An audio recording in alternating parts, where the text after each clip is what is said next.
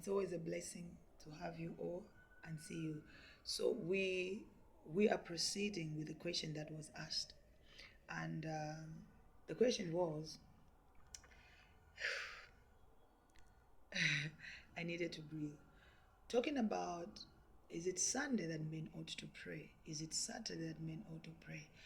So you realize first of all that the very person who is not even sure of which day to pray, it simply means that you don't even have an understanding of God. Why do I say so? Because why should a day for you be a day of confusion? Why should you be confused over a day? Why should a day confuse you? Maybe this is a right day, this is not a right day, this is a wrong day. On the first place, for you to have confusion in your mind concerning a day, it means there's a lot of things that are not aligned in your mind.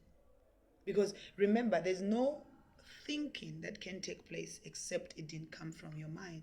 So you will begin to realize that if you fail to pay attention to the language of God, you are going to have an issue with everything that surrounds you, because you can never make a decision, neither can you see accurately, because you will see from an incorrect view.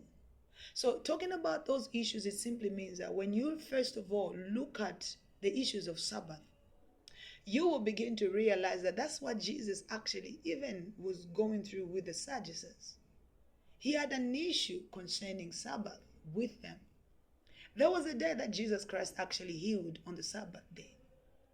And they told him, you ought not to do anything as such. But I want you to pay attention to the response of Jesus, because that is alignment. He said to them, if your animal had an issue, you could use your hand to help an animal. But yet for a human being, and yet God, what does he say? He made a man in his likeness, in his image. So specifically, which one should actually be cared more for? A being or an animal? Then to talk about issues of Sabbath, you begin to realize first of all that you ought not to pay attention to specifically the things that can be seen. But have you understood what has been done on that specific day? Because we need to focus on what is the activities that has taken place beyond than the day itself. We will not have confusion, because even if you wanted to pray on a Monday, make a service on a Monday, there's no problem. Make a service on a Tuesday, there's still no problem. Why? Because it's not about the day, but it is about what God did specifically hidden in that day. What happened? We need to pay attention to that more than paying attention to this confusion and everything like that. You will find that you end up missing. You end up missing the template of God, because you prefer, it's like an egg.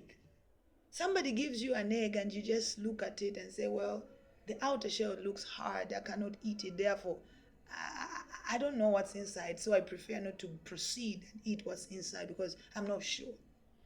But you need to peel off the outer shell for you to get into the yolk. So you will discover that you can hold on to things that are from the outer point of view and forget, because remember, God is spirit. And if God is spirit, those who worship him must worship him in spirit. So how do you worship this God who's in spirit, and yet you have an argument even on Saturday and Sunday and the Monday? Which one is a good day to worship at the end of the day? How can you even at the end of the day? So we need to go back to those templates, and going back to those templates, it will give you rest, because a Monday for you to worship God will not be an issue. Tuesday to worship God will not be an issue. Wednesday, it will not, because at the end of the day, it's not in the day, but it is what took place. So when we do that, it will bring rest to you, because there won't be confusion.